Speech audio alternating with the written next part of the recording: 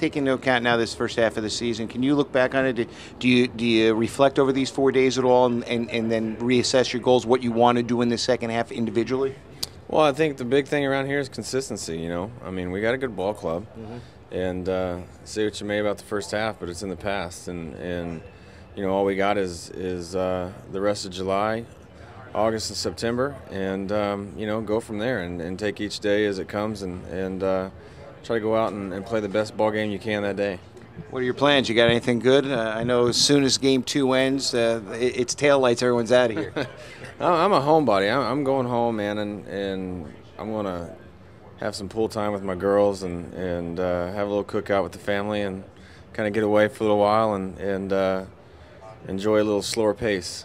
You know, being a homebody and all, is it hard to do people treat you as just Koyie, the ones that know you, or do they still look at you kind of like and start asking you Cub questions, dugout questions? What's this guy like? What's that guy like? Oh, every now and then, you know, you're going to get that. That's just human nature to kind of, you know, to want to know some things that you know, some behind-the-scenes things. But, you know, it's just back home. It's just me and the family and the same old. It's like I have, you know, 2 separate lives. And I got the home, the Koyie when I'm at home, and then the Koyie when I'm during the season. It's just, you know, it's almost just 2 separated things. But it's always fun to go home and slow down and enjoy it. Will you watch Ted on Tuesday night, see if he gets in there? You know,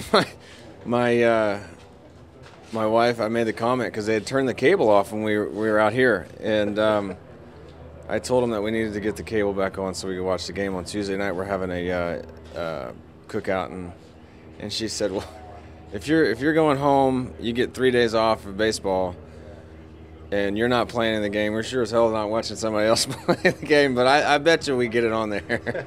I'm pretty sure we'll have the game going. If your house is like mine, you're not watching that game. Yeah, we'll see. We'll see what happens. You know, when you look at your career and coming up and everything, was a catcher always your role model? Was there somebody that you looked up to, or did you just fall into this?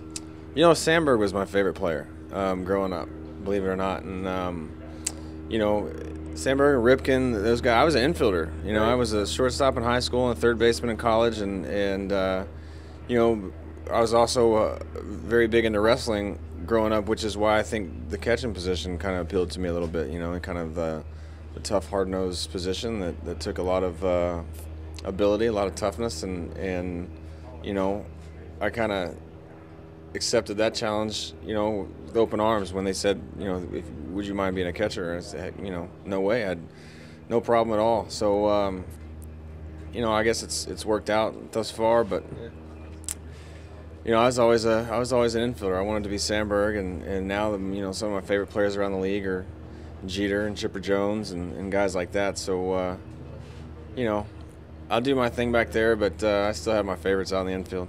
All right, then last one before I let you go. You're behind the plate. Jeter's coming around third full speed. He usually doesn't like to go right in on the catcher, but you taking him out if you have to block that plate? Yeah, it's my job. Yeah, anybody. Anyone who comes down. Yeah. What's the hardest you've been hit by a guy? Because we were just watching All-Star game, Dave Winfield, old All-Star game, going in there plowing Ozzie Virgil. What's the hardest you think you've been hit? Ty Wigginton broke my ankle in '04. Yeah. And it looked like somebody had taken my catcher's bag out there and just thrown it up in the air and just scattered everything. I mean, a glove here and a helmet here and a hat here, and so yeah, it was a pretty good one. And there was a scout in the stands that night. He'd been a scout in the major leagues, I guess, for 34 years or something, and said that's the hardest collision he said he's ever seen. So at least I got something. Yeah, at least you got that going for you. Yeah. Thanks a lot, Koyie. Have a great break. Thank you very much.